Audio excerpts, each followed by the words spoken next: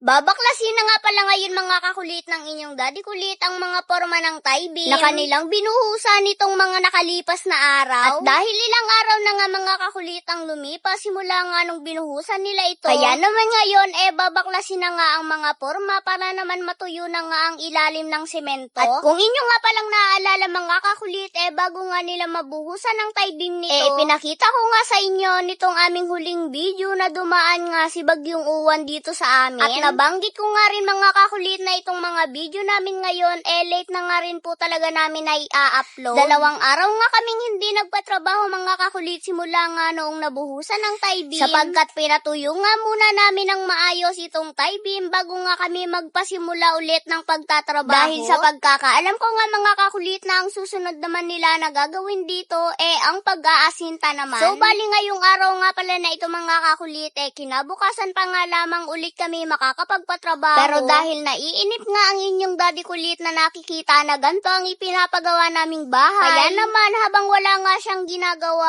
inutay-utay na nga niya na baklasin itong mga nilagay nilang korma. Dahil ang sabi nga ng inyong daddy kulit yung mga ginagawa niya ngayon hindi na nga gagawain ng mga magtatrabaho bukas. Sayang naman daw kasi ang iuupan niya kung kaya naman niyang gawain ang mga ganitong bagay. Para naman daw yung mga magtatrabaho bukas ibang activity naman ang kanilang gagawain. Medyo nahihirapan nga mga kakulit ang inyong daddy kulit sa pagbabaklas ng mga forma. Sapagkat dumikit na nga ng sobra ito sa Thai beam at sa lupa. Dahil ilang araw na nga lumipas simula nga nung nabuhusan ito. Mabuti na nga lamang mga kakulit at pagdating sa mga ganitong gawain alam ng inyong daddy kulit. Sobrang nakakatuwa dahil nakakaminos na nga kami sa pagtatrabaho at nakakaminos na nga rin kami sa pasahod. Kaya naman yung ibang part na kaya kong gawain at kaya kong itulong sa inyong daddy kulit ginagawa ko at tumutulong ako. Kumbaga kaysa mag-enjoy nga ako sa paglalaro ine-enjoy ko na nga lamang ang sarili ko sa mga gawain na kaya ko. At ine-imagine ko na nga lamang mga kakulit na ang aking mga ginagawa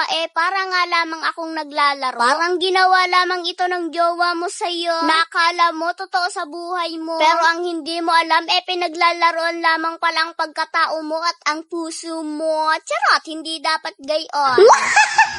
Charot! So, bali kinabukasan nga pala mga kakulit start na nga pala ng aming pagpapatrabaho dito sa aming ipinapagawang dream house. Kaya naman ipinalinis na nga mga kakulit ng inyong daddy kulit ang mga forma na kanyang binaklas kahapon. Para bago nga sila mag-asinta malinis nga itong palibot ng aming ipinapagawang bahay. So, yun lamang mga kakulit, hanggang dito na lamang po ulit. See you next vlog. I love you all. Charot! Hindi dapat gayon.